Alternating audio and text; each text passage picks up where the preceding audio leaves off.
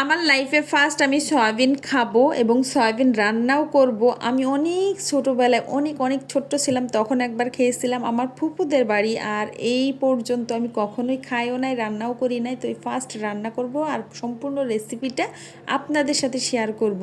আসসালামু আলাইকুম, কেমন আছেন সবাই? আশা করি ভালোই আছেন, আমিও আপনাদের বোন ভালো আছি। তো আমি প্রথমে কিন্তু গরম পানিটা করে নিয়েছি আর তার উপরেই সয়াবিনটা দিয়ে দিলাম।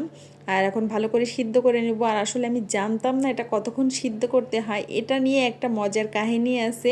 মানে আমার ফার্স্ট যখন মানে বিয়ে হয়েছিল নতুন নতুন না, আমি তো ভুঁড়ি পরিষ্কার করতে পারতাম না। তো প্রথম আপনাদের ভাই একদিন ভুঁড়ি নিয়ে আসছিল। তো আমি ভাবছি কি গরম পানির ভিতরে ভুঁড়ি মনে হয় দিয়ে রাখলে তাহলে ভালো মতন পরিষ্কার হয়ে যাবে, তাহলে একটু ভিজুক। তো মানে পরক্ষণে আমি যখন ভুঁড়িটা উঠাইতে গেছি দেখি আর ভুঁড়ি উঠেই না, সব ছিঁড়ে ছিঁড়ে পড়ে যায়। মানে এত পরিমাণে সিদ্ধ হয়ে গেছে যে আমি নিতেই পারি না সেই ভুঁড়ি, জানেন না। তেমন আমার সয়াবিনের ক্ষেত্রে হয়েছে। আমি সয়াবিনটা এত সময় থেকে সিদ্ধ করছি, ভাবছি যে ভিতরে যদি বালু থাকে সেটা সম্পূর্ণ বেরিয়ে আসবে, এই জন্য বেশি করে একটু সিদ্ধ করি। মানে এমন সিদ্ধ হয়েছে আমার সয়াবিনটা পুরো গুঁড়ো গুঁড়ো হয়ে গেছে, আপনারা দেখতেই পেয়েছেন সয়াবিনটা আস্তে আস্তে নাই। তো তার জন্য অনেকক্ষণ হাসলাম যে একদম লাইফের ফার্স্ট বিয়ের পরপরই এমন কাহিনী হয়েছিল, ভুঁড়ি নিয়ে আবার সয়াবিন নিয়ে এমনই হয়েছে। যাক, নতুন অভিজ্ঞতা, আর মানুষ ভুল থেকেই শেখে।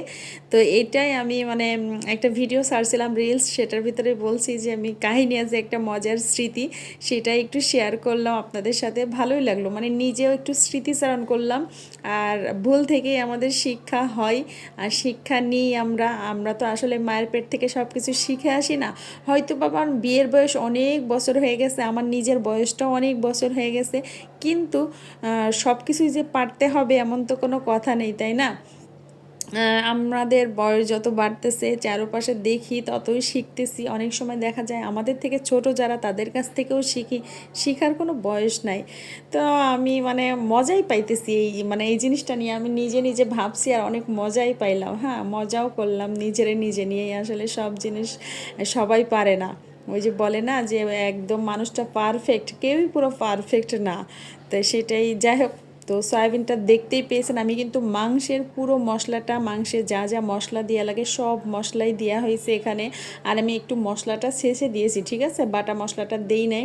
আর আমার মনে হয় এই শেষে দেওয়ার কারণেই বেশি টেস্ট হয়েছে, এত মজা হয়েছে, এত ইয়ামি হয়েছে। আমার মেয়ে অনেক পছন্দ করে, মানে করছে।